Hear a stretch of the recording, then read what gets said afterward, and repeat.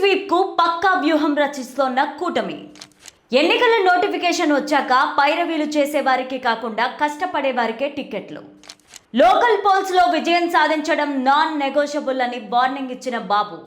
స్థానిక ఎన్నికల్లో గెలిచిన నేతలకే పార్టీ నెత్తిన పెట్టుకుంటుందని, ఓడిపోయిన వారు ఎంతటి వారైనా పక్కన పెడుతోందని కఠినమైన హెచ్చరికలు.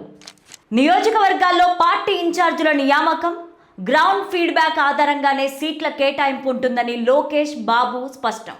స్థానిక సంస్థ ఎన్నికల కోసం కూటమి ప్రభుత్వం పక్కా స్కెచ్ రెడీ చేస్తోంది. సర్ ప్రక్రియ పూర్తి కాగానే స్థానిక ఎన్నికలను నిర్వహించాలని డిసైడ్ అయ్యారు. ఈ వీడియోని చివరి వరకు చూడండి. ప్లీజ్ లైక్ చేయండి, షేర్ చేయండి, అలాగే బెల్ బటన్ నొక్కి సబ్స్క్రైబ్ చేసుకొని స్కిప్ చేయకుండా ఎండింగ్ వరకు చూడండి. ఇక హెడ్లైన్స్ చూద్దామా? కార్యకర్తలకు గుర్తింపు, పవన్ కళ్యాణ్ సరికొత్త డేటా స్కెచ్. బాబు కఠిన హెచ్చరిక, గెలిస్తేనే గుర్తింపు, లేదంటే పక్కకే. ముందు చూపుతో అడుగులు, సీట్ల పంపకాల్లో నో కన్ఫ్యూషన్. ఇక స్టోరీలోకి వెళ్తే, ఆంధ్రప్రదేశ్లో ఇప్పుడు స్థానిక సంస్థల ఎన్నికల వేడి మొదలైంది. రాబోయే నవంబర్ నాటికి లోకల్ పోల్స్ ముగించాలనే పక్కా ప్లాన్తో అధికార కూటమి అడుగులు వేస్తోంది. ముఖ్యమంత్రి నారా చంద్రబాబు నాయుడు, ఉప ముఖ్యమంత్రి పవన్ కళ్యాణ్ ఇద్దరూ ఇప్పటికే తమ పార్టీల శ్రేణులకు ఈ విషయంలో స్పష్టమైన సంకేతాలు ఇచ్చారు. చట్టపరమైన, సాంకేతికపరమైన ప్రక్రియ పూర్తి కాగానే స్థానిక సంస్థ ఎన్నికల నోటిఫికేషన్ వస్తోందని, దానిపైన సైనికుల్లా సిద్ధం కావాలని క్షేత్రస్థాయి క్యాడర్ను అలర్ట్ చేశారు. ఎన్నికల ప్రకటన వచ్చిన తర్వాత సీట్ల కోసం కొట్టుకోకుండా ముందే గ్రౌండ్ లెవెల్లో ఒక అవగాహనకు అంతర్గతంగా వచ్చేస్తున్నారు. గత ఎన్నికల్లో జనసేన పార్టీ 100% స్ట్రైక్ రేట్తో దూసుకుపోవడానికి ప్రధాన కారణం పార్టీ కోసం రక్తం చిందించిన క్షేత్రస్థాయి కార్యకర్తలే. అందుకే ఈసారి స్థానిక సంస్థల ఎన్నికల్లో వారికి ప్రాధాన్యం ఇవ్వాలని పవన్ కళ్యాణ్ గట్టిగా డిసైడ్ అయ్యారు. గత 5 ఏళ్లుగా వైఎస్ఆర్సీపీ అరాచకాలను ఎదుర్కొని పార్టీ జెండా మోసిన నిజమైన లాయల్ కార్యకర్తల పూర్తి సమాచారాన్ని, వారి అర్హతలను జనసేన అధిష్టానం ఇప్పటికే సేకరించింది.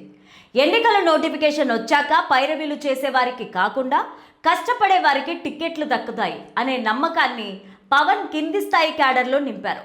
దీనివల్ల ఆశావాహుల్లో గందరగోళం తగ్గి పార్టీ కోసం మరింత ఉత్సాహంగా పనిచేసే వాతావరణం ఏర్పడింది.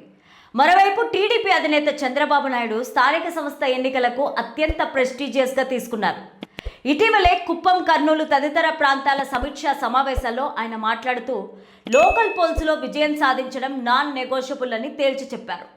స్థానిక ఎన్నికల్లో గెలిచిన నేతలనే పార్టీ నెత్తిన పెట్టుకుంటుందని, ఓడిపోయిన వారిని ఎంతటి వారినైనా పక్కన పెడుతుందని కఠినమైన హెచ్చరికలు జారీ చేశారు.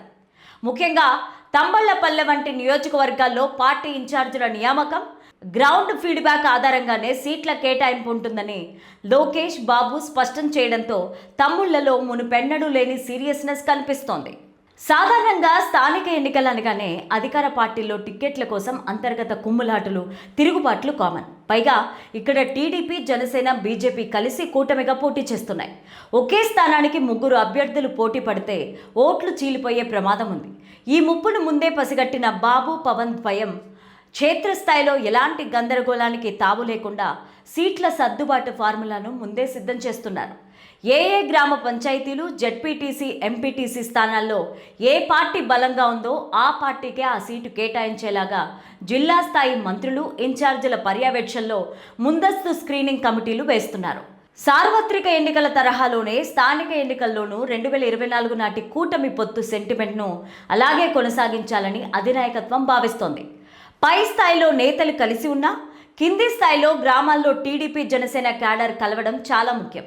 అందుకోసమే ఉమ్మడి సమన్వయ కమిటీల ద్వారా ఇరు పార్టీల కార్యకర్తలను ఒకే తాటి మీదకి తెస్తున్నారు. ఈ ముందస్తు సన్నాహాల వల్ల ఎన్నికల షెడ్యూల్ విడుదలయ్యే సమయానికి కూటమి తరపు అభ్యర్థులు దాదాపు ఖరారై ప్రచారంలో ఉంటారు. ఇది ప్రతిపక్ష వైఎస్ఆర్సీపీకి మానసికంగా మరింత డిఫెన్స్లోకి నెట్టేసే వ్యూహం. ప్రస్తుతం వైసీపీ వరుసగా పరాజయాలు, అంతర్గత వలసలతో డీలాపడి ఉంది. ఈ తరుణంలో నవంబర్ లోకల్ బాడీ ఎలక్షన్స్లో కూటమి క్లీన్ స్వీప్ చేస్తే విపక్షం పుంజుకునే అవకాశాలు పూర్తిగా మూసుకుపోతాయి. అందుకే చంద్రబాబు కమాండర్ లాగా తానే ముందుండి నడిపిస్తారని భరోసా ఇస్తుండగా, పవన్ కళ్యాణ్ పంచాయతీరాజ్ శాఖ మంత్రిగా గ్రామీణ ఓటర్లను ఆకట్టుకునేలాగా సరికొత్త అభివృద్ధి సంస్కరణలకు శ్రీకారం చుట్టారు. అభ్యర్థుల ఎంపికలో పారదర్శకత, ముందస్తు ప్రణాళిక, క్యాడర్కు స్పష్టమైన గైడ్లైన్స్ ఇవే నవంబర్ సమరంలో కూటమికి శ్రీరామ రక్ష కానున్నాయి.